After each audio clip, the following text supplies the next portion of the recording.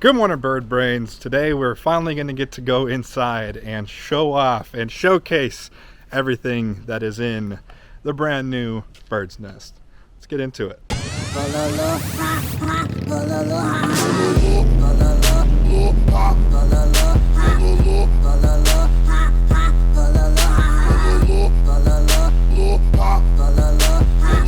Alright guys, so here you have it from the outside. Oh, did you think I was going to let you see inside already? No.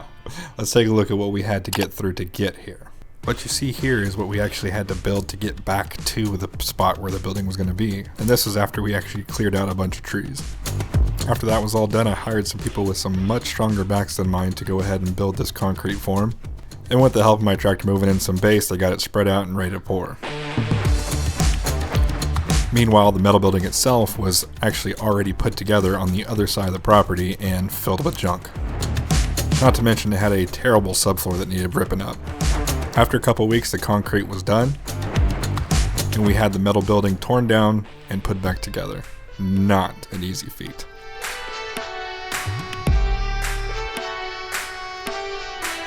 After all the metal was on the building, I started framing out the interior using 2x4s and a standard 16 inches on center measuring method.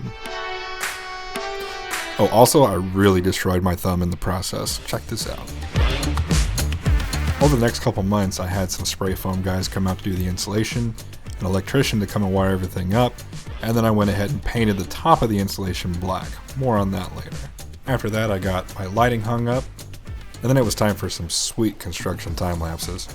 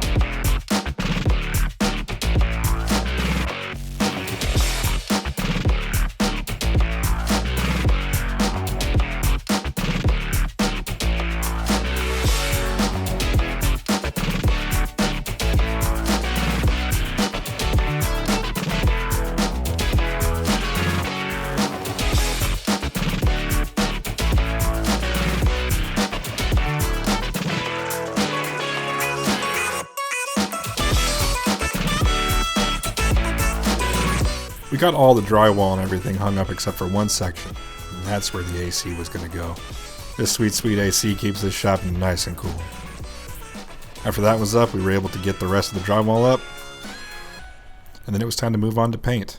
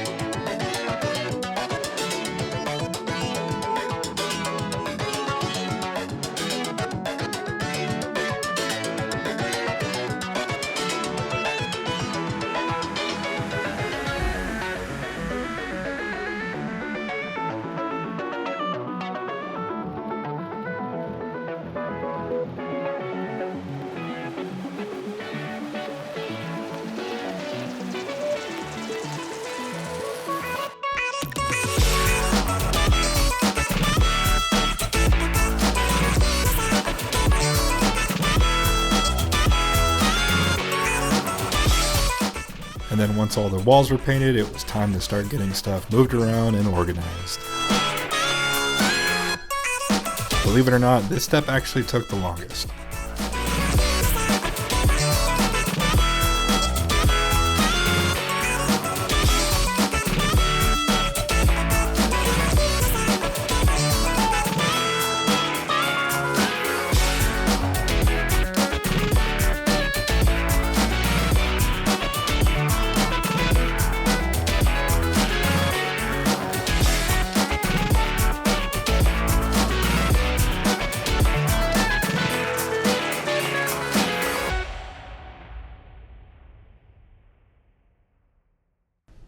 Alright guys, so here you have it from the outside. Here is my new shop. I'll go ahead and turn you around here so you can see it in all of its glory. This is my new shop here on the property. It is a 24 by 40 with 12-foot ceilings. It's got the two 10-foot doors up front, and then I also have a 20 by 20 pad out here. I did this so in case I ever need to do any work on my tractor, my truck, or anything, I can pull it up here and I'll have access to all my tools and all my welders and everything that are stored in there. Along the side here, I do have a confession here. I did not think this area through, so I'm going to go ahead and connect that corner over to that corner and probably put some gravel or something down here, because this pretty much just turns into a giant slip fest whenever it rains. And then I have a 6-foot slab that runs the length of the building over here with the AC sitting back there. Eventually I'm going to be putting a cover on this. I'll have the compressor outside in a nice little box and everything. We don't have to worry about freezing out here. We have to worry more about exposure to the heat. So, but without any further ado, let's go ahead and go inside.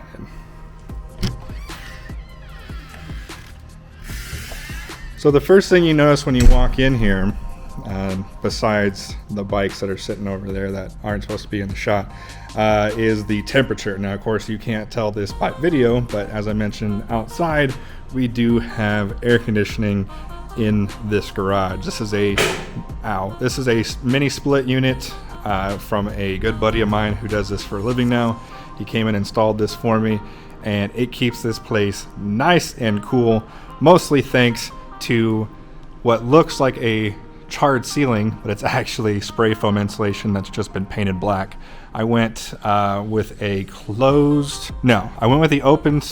open cell spray foam because the closed cell had gone up like 600% by the time I got my quote. So it's a little bit thicker, but it's the same R rating. I don't remember the R rating off the top of my head, but it's 6 inches thick on the ceiling and 4 inches thick behind these walls.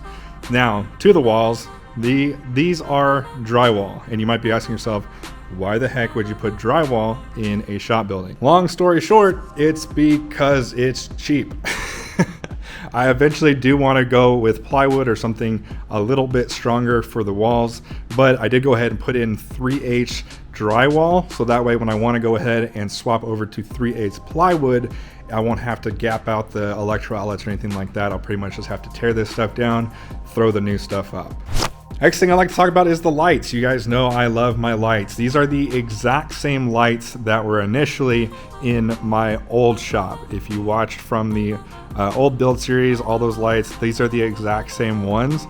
Only difference is there's a lot more of them, and they are on 2x2s that are kind of bridged and hung across the ceiling. The main goal for this was basically to give me a nice, even lighting platform, as well as kind of make the ceiling kind of disappear. Now, I know it doesn't disappear like this, but if I bring my camera down, you can kind of see that anything above that white line kind of just looks black and kind of disappears.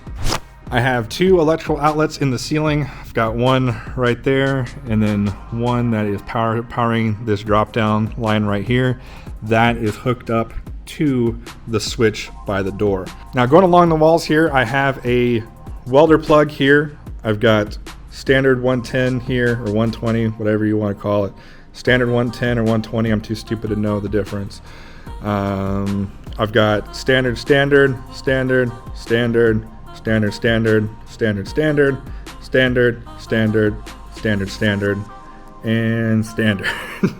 So plenty of electrical outlets. You might be wondering why some of them are doubled up. Those that are doubled up next to each other, one of them is on a dedicated line. The other one is just to the regular plugs. That way, when I'm running something that pulls a lot of amps, like this Evolution chop saw, I'm not tripping a breaker. Come back over to this side. I also have plugs for the welder here. And I also have a plug for the welder back behind that red screen. That way I can run it out to the driveway if I ever need to. And I've got it on both sides as well as here in the middle. I also have a plug for my compressor back there. This one that you see here, although it is new to me, it is not the one that we will be finishing with. This is just a small little one that I had to pick up in the meantime because budgets got tight, and that was one of the things I could skimp on for the time being, so I did. Running up to the air hose mounted right there on the wall. That can reach any corner of this shop. It can also reach all the way out to the driveways as well. So it's actually a really good spot for now, but eventually I'm gonna be splitting that into 3 different locations. I'm gonna have one up at the front on this side and on the rear on this side, and then I'll eventually run one over to the middle somewhere near this window. Reason being is eventually a CNC plasma machine will be going right there. Now I know you guys want to know about that orange bike back there. Trust me, you will be hearing about it in the next video. Next up on my show off list is this power cabinet. Now I made this out of the old steel shelving unit that was sitting in the back of the shop. This is the same shelving unit. The only thing I did, took out a shelf, walled it up, painted it, made it look all nice and neat, and made an area for all of my Milwaukee power tools. As you can see here on the left, I've got a power bank that's got 2 chargers and then a spot for all my batteries. I got a spot for all my impacts and drills, and then I've got a spot for my angle grinder as well as my Dremel and my ratchet. Beneath that we have all of our nuts and bolts and washers and anything you can think of in these boxes. I've got some nail guns down the bottom. Still have some extra storage here. Don't exactly know what I'm going to do with that. Over on this side, I've got a little set for oil, air filter cleaners, stuff for the dirt bike stuff down here. I'm eventually going to either paint this or cover it. I haven't exactly decided what I want to do with it. I have it bare on the other side as well. I'm thinking about putting some kind of plate after I trim out all those nails and everything, but haven't quite decided. But this is not 100% finished, so that's why the sides are not painted. Passing by here, I have my whiteboard. I'll go ahead and give you a little sneak peek at this. Maybe you can get a guess on another bike or something. Who knows? Maybe. But that's how my brain works. Over in this corner, we have our wall of fame. All the helmets in order from when we started to just before current helmet. And then down below, we have the Bickering with the Birds podcast studio. In case you missed that last video, we are launching our new podcast, Bickering with the Birds, hopefully very soon. It's basically replacing Mail Time with Mrs. Bird and myself. We got our toolboxes and our pegboard back here in the back. All of that probably looks very familiar because not much has changed. Although I did pick up these new Weehaw screwdrivers. If you know, you know, and yes, they are worth the money. These things are awesome. Anyways, over here we got our spare parts bins. I tried to pick up some bins to keep things a little bit more organized, but you can see how I am and who I am as a person, and it's not going well, but there you have it. Coming over to this side, this is where we have our drill press as well as our bench grinder. I don't really have a lot of plans to make this anything else but what it is. It's pretty simple, it serves its job, and it's directly across from my metal fab table here that I mentioned in the previous video as well. So when I'm working on metal projects, I can just come over here, drill, and use the bench grinder over here. But these motorcycles are in the way right now, but these will not stay here. And then last but not least, over here is my shop cabinets. Now, if you watched my how to turn ugly shop cabinets into... Now, if you watch my video how I turn these cabinets into a badass shop cabinet series video thing, you already know all about these, but basically these are old filing cabinets that I've converted to hold all my paints and my lubricants and all that kind of stuff. I really like it because these drawers slide out, and when you're not using them, you can drop that down. It covers it nice and clean, and you can really get to everything. And not only that, you've got 10 compartments here, so you can really compartmentalize. Like for example, these are all my cleaners. The one above it is all my lubricants. A lot of nice space in there. I'm very happy with how those turned out. Actually, that wasn't last, because over here is our laser engraver station. Now, like I said in the last video, this is where I will be running Moonrise Laser Works from. That right there is a 30-watt galvo laser that can laser engrave pretty much anything metal, as well as some other hard surfaces like slate and PMags and polymers and stuff of that nature. But as you can see, I have been hard at work trying to get this thing up and running, and I've made an absolute mess because, like I said, that's just who I am as a person. Well guys, that is going to do it for today's episode. I hope you guys enjoyed the tour. I am so excited to start getting building in here. It is so comfortable. It's so nice to have all of this space. I know I am so spoiled, but I worked for this, guys. I really did. Over the last 6 years, I've been, this was actually like a 15-year goal, and we hit it in like 5.5. So this just goes to show hard work pays off, guys. I'm so glad we pulled the trigger when we did, because if we didn't, I mean, you guys have seen the housing market and the economy and everything. So thank the powers that be that we got it done in time. It took way longer than I expected it to. I was planning on having this thing done like almost 10 months ago. So I learned a valuable lesson that building things like buildings and shops takes a lot of time and a lot of money. So if you have any questions regarding the shop or what I did or what I'm going to do, go ahead and leave them down in the comments below. I'm going to answer every single question or every single comment that asks a question down there for the first 24 hours. So as long as you get your question in first 24 hours, I will be down there in the comments talking to you guys. Outside of that, if you like this video, go ahead and hit that like button. If you haven't already, go ahead and punch that subscribe button. And as always, thanks for watching. See you guys next time.